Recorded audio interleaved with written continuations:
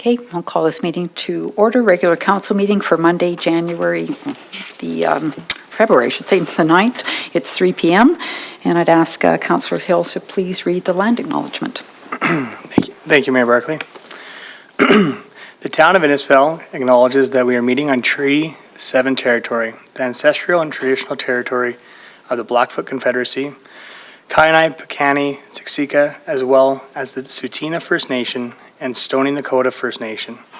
We acknowledge that this territory is home to the Métis Nation of Alberta, Region 3 within the historical Northwest Métis homeland. We acknowledge the many First Nations, Métis and Inuit, who have lived in and cared for these lands for generations. We are grateful for the traditional knowledge keepers and elders who are still with us today and those who have gone before us. We make this acknowledgement as an act of reconciliation and gratitude for those whose territory we reside on. Okay. Thank you, Councillor Hill. And I just want to add that Councillor Russell is joining us online today. So we will move into 2.1. Are there any additions or deletions to the agenda? If not, I please ask somebody to make a motion to adopt the agenda as presented. Councillor Hystad. I'll make that motion. All right, thank you. All in favor? Okay, carried. And then we'll move into 3.1, the regular council meeting minutes for July 26th. When someone's ready, just ask for a motion to adopt those as presented, please. Councillor Wing. Yes, Mayor Barclay, I will move the minutes from Monday, January 26th. Thank you. Any changes? No? All in favor? All right, carried. And then 3.2, the agenda and priorities meeting for February the 2nd. Councillor McKellar. I'll move that we accept the agenda and priority minutes for the 2nd of February. Thank you. Any discussion? All in favor? Okay, carried. We'll move into 4.1 with CAO Becker and the Council Action Control. Thank you, Mayor Barclay. Hello, Council. As you can see on your agenda, there's not a CAO report, as I was away for most the reporting period. Thanks to Director Jenkins for acting CEO in my absence. I just want to go through the action control. As you can notice on the action control, there's a few additional items on it and related to the discussion during the budget. Likely a best practice for next budget would be to make sure we capture all those actionable items through a resolution at that time. What we've done is recaptured some of the dialogue we feel council had with indicating some direction during the budget process and put them on your action control for your consideration. There may be something missing. I'd just like to walk through your action control and take any questions you have. So the first one is Varma public participation. We continue to talk to Varma representatives. They're trying to figure out their scheduling to come before council, likely through virtual means. They have been busy flying around the world a bit, learning and speaking with sharing their knowledge. Franchise fees analysis, we'll be looking at the date back to council this week. We'll come back to council near future, next meeting with a more definite date and action regarding the franchise fees analysis. Review of Community Services Council Committee. So this will come back to you through a scope review for Council Committee's review, which is part of your budget. So that scope development will occur in the next week or so. Come back to you likely in the first part of March. CPKC administration is preparing a report for the near future, likely into next week, just regarding some of the discussions administration has had with CPKC in light of the funding. I wouldn't call it a request, a demand for a crossing upgrade that's required in 2026. So that one will come to you in the very near future. Breathing apparatus purchase will be marked red, as well as the policy framework updates is red. Council meeting delegation policy is red, as well as the public lands for sidewalks, patio, etc. is also red. And also red is the service request complaint resolution policy. As you see, the offsite levy comparison is red. Does not mean it's complete. It's just that action component, as per the direction, is complete. I do understand offsite levies is a priority. It'll show up in your planning documents, whether it's strat plan or a corporate plan. So that is not lost, just that the action has been achieved to date. Pedestrian safety review, that That is slated still for February. That's still coming to you. The speed control signs will be removed. It's more of an operational administration budget item. We don't require council policy or direction, only we receive directions through budget, so there's no action required. It's related to protective services on speed monitoring signs. Utility cost and tax mill rate communication, as the action states, is to develop and implement a coordinated approach to utility cost, tax mill rate communications to strengthen financial sustainability, transparency, and public understanding. So typically when taxes are issued, it's usually, especially with a provincial requirement of the taxation notices, it's a good chance or a good opportunity to educate the public on why mill rates are a certain level when a good chunk of that is from a provincial requisition, not just from the town's requirement for taxation. Community fund development opportunity, this was discussed. I believe we'll need to talk administratively, then on to council about this communication, just see what this really represents, but we've tagged it, but we don't really have any further depth to that conversation at this given time. So we just need to have the conversation, come back to you, making sure we're seeking council's understanding. Postage cost review, we did indicate to council there's a couple of service reviews. One is the postage cost, and that is tagged for review in 2026. Council will receive a management overview of social services and FCSS at some point based on availability of management to come before council. Strengthen budget public participation. Although this states September, we do know the council's expectation on budget communication with the public is required before the budget is initiated or comes before you. So you'll likely come before you in the later part of spring, I anticipate. Rates and fees review is a standard practice we do. I'm recommending this would come off. Your action control is a standard operational administrative function. So we do review the rates and fees bylaw with annual adjustments, and that'll come to you roughly when, do you know, Director? We do bring the rates and fees annually with the budget, but we'll be bringing this in a handful of times a year. Okay. But there's no specific date outside of upon budget passing. Okay. Also, the cost recovery model targets for facilities, as well as trails and pedestrian master plan were discussed during budget, and those will be deferred to the recreation master plan, which means they'll come off your action control and are tagged in action through the rec master plan, which you're going to see a scope. Sorry, we should review the scope, but a award of contract in the near future on that major project. So looking for council's questions, feedback, anything you have, I'd be happy to answer your questions. Thank you, CEO Becker. Does anybody have any questions on the council action control? Councillor Wing? Oh, there was just a date. Do you want to turn your mic on? Sorry. Sorry. Yeah, It's there okay. was just a date, and it's just a typo, but if you go back to the first page, it was the franchise fees, CPKC. It should be January, February 2026. Okay. Yeah, but otherwise I'm fine. I'm sorry, that's picky, but. Thank you. Anybody else have any comments, questions? If not, I'll just have a motion that we accept the council action control as information. Councillor Hill. I will make that motion, Mayor Barkley.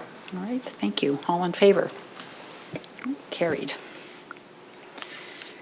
Okay, and now we will move on to 5.1 with Director Kennedy and an update on the Napoleon South.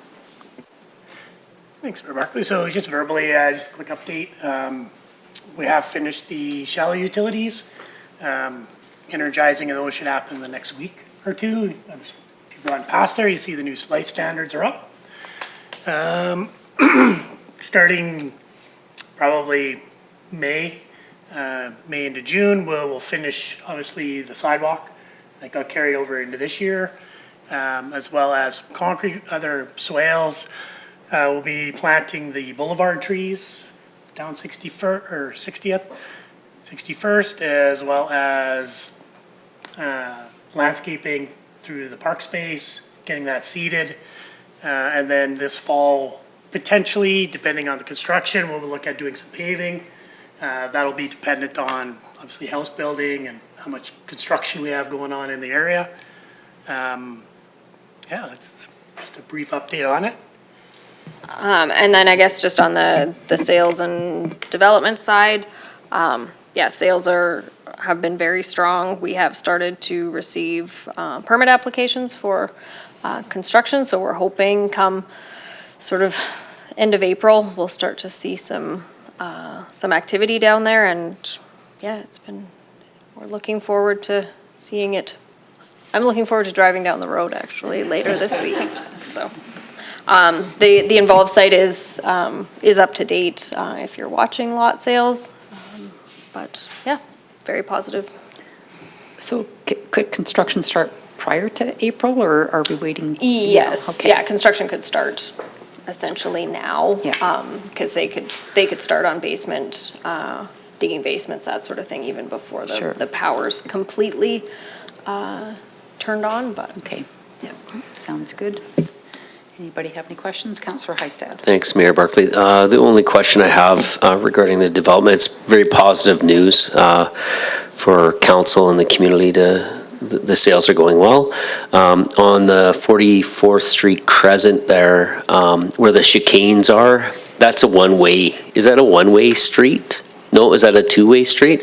It just slows down traffic, the way it's built, correct?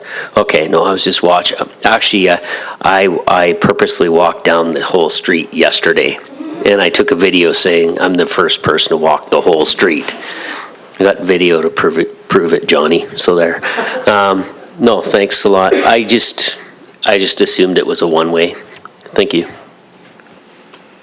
Okay, anybody else? Councillor Wing. Thank you, Mayor Barkley. And I actually just leading from Councillor Hystad, just one question about that, that street.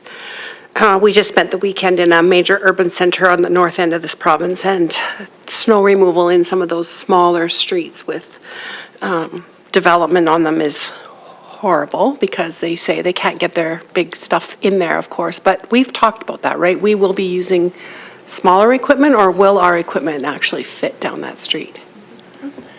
Mayor Barkley and Councillor Wing. So yes, we did chat about maintenance on those streets. It is going to be more service demanding on our part, where it is going to take probably a lot more handwork, skid steer, loading to the end. So we have thought about it, and we've kind of anticipated what that's going to look like next year to try and anticipate that extra work.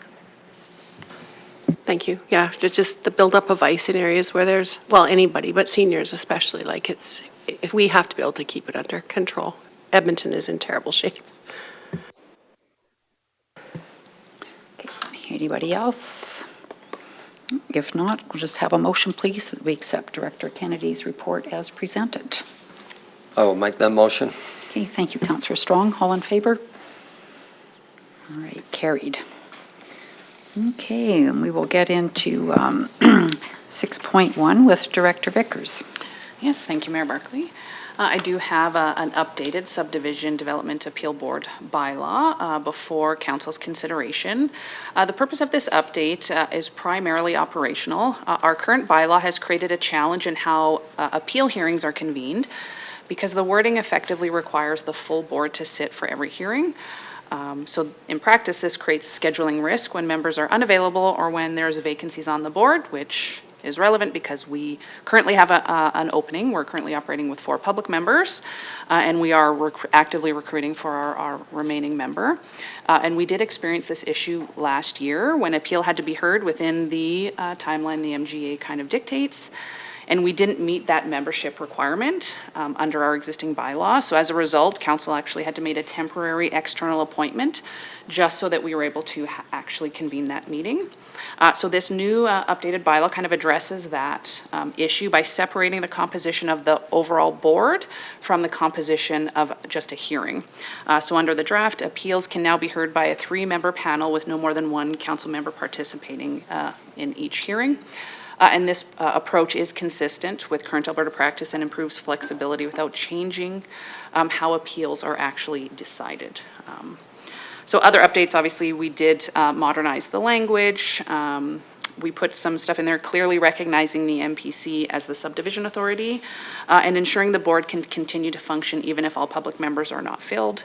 But importantly, the draft doesn't increase the size of the board, add any complexities, or change any appeal rights or decision-making powers within the board. It's just focused on reducing that operational risk and improving clarity. And then another item, administration is also recommending that council formally appoint Vanessa Connors and myself as SDAB clerks. Previously, it was only Vanessa Connors was appointed, which is fine unless she's away for some reason and a hearing needs to be had. Now we have a backup. So I'll take any comments or questions that council may have. Okay, thank you, Director Vickers. Just have someone make the first motion, please, for first reading. Councillor McKellar. Yes, Mayor Barkley, I'll move that council accepts and gives number 1745-2026 Subdivision and Development Appeal Board Bylaw first reading. Okay, thank you. Does anybody have any questions for Director Vickers? Councillor Wing. Thank you, Mayor Barkley. Yes, and through to Director Vickers. So I was on the Subdivision and Development Appeal Board when we ran into that situation. And I will say, it wasn't a negative thing bringing somebody in from outside because we had somebody with experience in that from that perspective. So I just wanted to just know a little bit more about the appointment process for citizens at large to apply to this particular board. Do we actually look for people? Like, I certainly know of some of the people on the board that have lots of that kind of experience. Is that a prerequisite at all, or do we just pretty much take anybody from the community that's interested in participating? Mayor Barkley, through to Councillor Wing. So it is just an open application process. Those applications come before council. There isn't necessarily any prerequisites outside of once you're on the board, you actually can't sit on any hearings until you've had your training.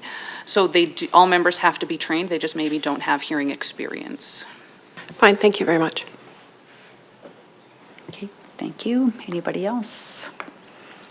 No, so we have a motion for first reading. All in favor? Okay, carried. And I'll have somebody please make the second motion for the second reading. Councillor Strong. That council accepts and gives number 1745-2026 Subdivision and Development Appeal Board Bylaw second reading. Okay, thank you. Any questions? All in favor? Okay, carried. And then we'll go into consideration for third reading, please. Mayor Barkley, I move that council give consideration for 1745-2026 Subdivision and Development Appeal Board Bylaw third reading. Okay, thank you. All in favor? Okay, that's unanimous, so we'll move into third and final. Councillor Hill. Yes, I'll move that council accepts and gives 1745-2026 Subdivision and Development Appeal Board Bylaw third and final reading. All right, thank you. Last chance for any questions? Nothing? All in favor? All right, carried. Thank you. And then we have one more motion to appoint people to the... Yes, Mayor Mr. Clerks, Barkley, thanks. I'll move that council appoints Vanessa Connors and Erica Vickers as the Subdivision and Development Appeal SDAB clerks for the town of Innisfil. Perfect. All in favor? All right, carried. Thank you. Okay, we'll now move into 7.1. We'll welcome Manager Shaw and talk about woodlands. Good afternoon, Mayor and Council. Today you have before you two bylaws. The first that you're going to hear is concerning our woodlands area subdivision area structure plan. Now, in amending area structure plans or municipal development plans, there's a formal process that council has to follow. And so we've outlined partially in our report to you the kind of steps that would be followed in an amendment of this type of document. So there's first reading, which you are considering today to make amendments to the area structure plan, as well as setting up a bylaw. and then, setting up a public hearing date.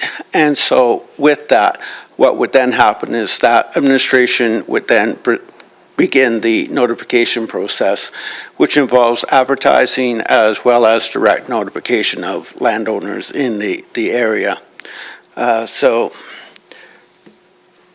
you have two motions with respect to this first report, but in summary, what the changes are, and some of them deal with technical matters, some of them deal with land use matters, but there's going to be a change to Table 1, the land use statistics and development impact, and then changes also to the notes in Table 1, and then changes to policies under Section 5.2, the residential land use, and Policy 6.1, sanitary sewer services, and then, as I indicated, changes to maps 1 to 4. So the landowner and the consultant are planning an open house to be held on February 25th, which will be between 5 and 7:30 p.m. at the Library Learning Center, being 5300 55th Street Close. But now what we would like you to consider is that you give first reading to this bylaw number 1743-2026, so that you can bring the bylaw up onto the table for discussion with council and with the general public. Okay, thank you, Manager Shaw. I will have somebody please make the first motion. Councillor Hystad. I'll make the motion that council give first reading to bylaw number 1743-2026 to amend the Woodlands Area Structure Plan for a portion of the Northeast Quarter Section 17-35-28-W4M, being 5270 Woodland Road. Is that good? Yep, no, thank you. All right. Yeah, thank you. That was very wordy. Do you have any questions, Councillor Hystad, about the? Okay. Councillor McKellar, do you have anything to add? Okay. Councillor Russell, do you have any questions or anything, information you need? No. Councillor Hill? No, I'm good. Councillor Strong? Councillor Wing? Nothing? Okay, everybody's good. All right, we have a motion, all in favor. Okay, carried. And then we'll have somebody please make the second motion for the public hearing. Mayor Barkley, I would move that council establishes March the 9th, 2026 at 3 p.m. in council chambers of the town office, being 4943 53rd Street, Innisfail, Alberta, as a public hearing date and location to receive input on bylaw 1743-2026. All right, perfect, thank you. Any questions from anyone? No, all in favor? Okay, carried. Thank you, Manager Shaw. And we'll now move into 7.2 and the first reading of bylaw 1470 A84. Mayor and Council, you have before you a bylaw that is seeking to change the land use bylaw for the land use zoning within a portion of property within the Woodland subdivision. And so this is the northeast quarter, section 1735-28, west of the 4th meridian. And what is being proposed is that the landowner would like to change a portion of that property from residential single-family district, R1B, to residential multifamily district, R3. And this is in anticipation of a proposed development in 1.92 hectares of that area, 4.75 acres, for a number of row housing units, approximately 44 units altogether. And as you can see in that picture at the bottom of the screen there, on the left-hand side of the picture, you see the site that would be developed as part of this proposed development. But in order to be able to do this, we need to change the land use zoning to ensure that the development is compatible to what the land use bylaw has identified for this area. And as I indicated, right now, it is R1B, and it has to be changed to R3. Under the R3 district, row housing is a permitted use, which means that the development officer could make a decision on an application. Again, this one will also be part of the open house to be held later on this month. But even when this has occurred, the property still needs to be subdivided from this portion of the 30 acres as well.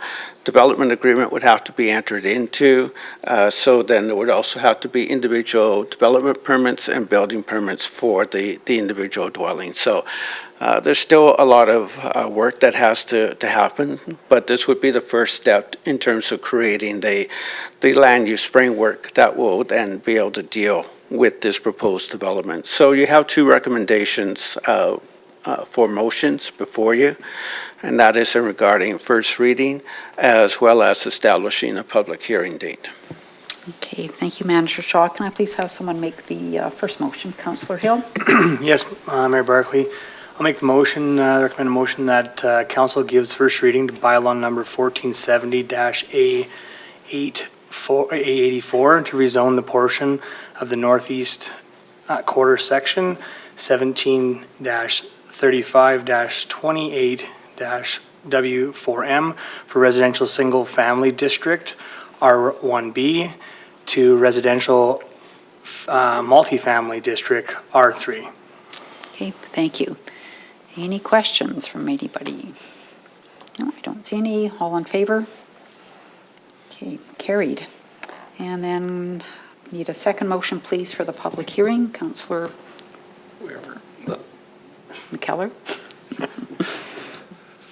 Yes, Mayor Barkley, I move that council establishes March 9th, 2026 at 3 p.m. in council chambers of the town office being 4943-53rd Street, Innisfil, Alberta, as a public hearing date and location to receive input on bylaw number 1470-A84. All right, thank you. All in favor? Okay, carried. Thank you. Okay, we'll now move into 7.3 with Director Jenkins. Thank you, Mayor Barkley. So we're looking to request council approval of new guidelines to support the administration of funds we collect through our joint use and planning agreement with the Chinook's Edge School Division. So the town and Chinook's Edge enjoy a very positive relationship related to our joint use of facilities. Our joint use and planning agreement was approved in 2022 and replaced a longstanding agreement that addressed joint use facilities, however, did not plan future schools. So the joint use agreement does provide the town with the ability to utilize school facilities free of charge for our own programming, as well as to be able to market the space to outside organizations when the facility is not required for the schools. This arrangement allows the town to provide all of our drop-in recreation programming, as well as out to those external groups. So we did include just some stats in the report with respect to our drop-in programming and the external bookings. So we do run drop-in programming every weekday evening from 6:30 to 8:30, utilizing one or multiple of the 4 gymnasiums that are part of the Chinook's Edge campus from September to May. So yeah, there's the annual participation numbers in each of those activities. And then for registered programs, we've offered pickleball clinics as well as fitness and strength training sessions. Our Pound Fitness are often waitlisted with the strength training classes often being close to full as well. With respect to external joint use rentals, you can see the various bookings and the number of hours. The revenue generated from each one varies based on which gymnasium they're utilizing in terms of the rates. But 195 and a half hours of external joint use rentals generated $28,147 in gross revenue in 2020. 2024. Annual revenue has increased substantially as in the past few years as facility demand grows. As such, the Joint Use Operating Committee has drafted the funding allocation formula that's included in your package to help us make the best use of those funds to support facility maintenance, community availability, as well as benefits back to the schools. So the formula allows, once we subtract sort of basic costs for staffing and janitorial costs, the remaining net revenue is allocated based on the following formula. So the first thing that's addressed is any refinishing to floors that needs to occur. There then is a grant allocation to each of the 3 schools that allows them to utilize some of those funds as discretionary spending for them, encourages their cooperation and making the facilities available and ensuring that we can make the best use of the space. The remaining goes into that joint use reserve and is allocated for various capital funding projects that are prioritized on an ongoing basis with that joint use operating committee. As an additional, we will maintain a $10,000 balance in that joint use reserve at all times to ensure that there's money there for unforeseen things that could come up. So the guidelines have been developed between the town and Chinook Sidge staff and have been reviewed with school staff. So we are looking for council approval to include these guidelines to support our joint use planning agreement. Okay, thank you, Director Jenkins. Could I please have a motion? Councillor. Mayor Berkeley. Okay. I do have a friendly amendment to the motion. Should that be made after this motion is on the table? Yes. Okay. So I'll move Go ahead. I'll move that council approves the 2026 Innisfail Chinook Sidge School Division number 73 joint use revenue allocation guidelines to supplement the joint use and planning agreement as presented. All right. Thank you. Discussion? So Mayor Berkeley, the only friendly amendment is number 73 is no longer part of Chinook Sidge School Division's legal name. So we should have the legal name in there. You'll notice in the agreement, it's the Chinook Sidge School Division. So it should respect having the legal name for them. Did you get that, Benita? Okay. Okay, so we do have an amendment to the motion. Anybody else have any comments? Councillor Hystad. Mayor Barkley to Director Jenkins, thanks for including the data. I know that I requested that the last meeting. I appreciate it because it gives us greater insight on the usage of those facilities, and it shows that it's being used and there's some revenue being brought into the community. So thanks for that. And Director Jenkins, are we close to capacity on the use of the facilities? At some times we are having to look for other opportunities or juggle between facilities. So there are the 4 gyms within the campus. They aren't all suitable for sort of the higher level sport, which is actually works out well. Some of them are great for floor hockey and those types of things.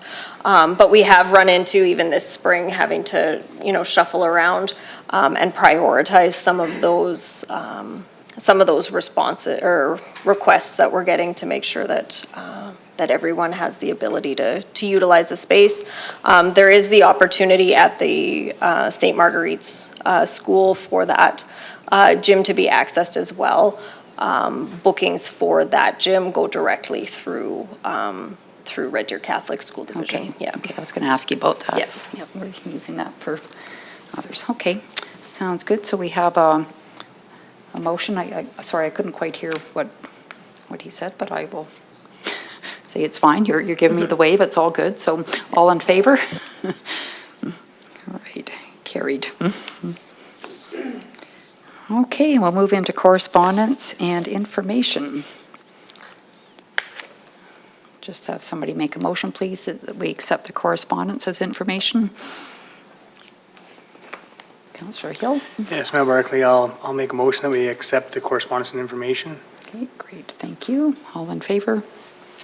Carried.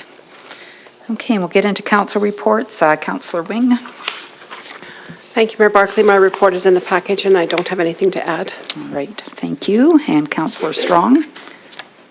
I don't think I got it in time, but all I had was attended the historical village meeting on Wednesday night. Okay, do you have any information you want to share with us from that, or? Actually, yes. AGM's coming up on the next meeting. We've been successful replacing the treasurer and getting their bylaws we'll vote on them at the next meeting, so their bylaws will be updated. Thanks for that, Councillor Strong. Councillor Hill? Yeah, very brief report, and just basically attended the Aquatic Center tour, and yeah, that was my first time seeing that firsthand, so I really enjoyed that and very informative. All right, good, thank you. Councillor McKellar? Yes, Mayor Barkley, my report's in the package, and I have nothing further to add as well. All right, thank you. Councillor Russell? Yes, sorry for not getting mine in. I was out of the country, but I did attend the Aquatic Center tour. That was very interesting. Appreciated the opportunity to do that. And I will be attending the RCMP Town Hall meeting. I think it's this Thursday evening, 6 o'clock. So I will plan to attend that. Perfect, thank you. And Councillor Hystad? Yeah, I'll just move my report as on the screens. Thank you.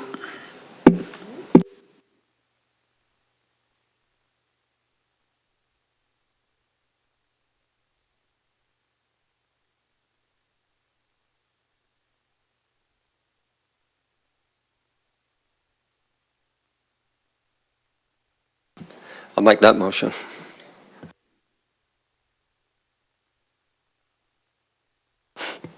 Sorry. I just have a motion, please, to accept the upcoming events as information. I will make that motion. Okay, thank you. All in favor? Okay, and then we'll have a motion to go in camera, please. I'll make a motion to go in camera. Thank you. All in favor? Carried. Thanks.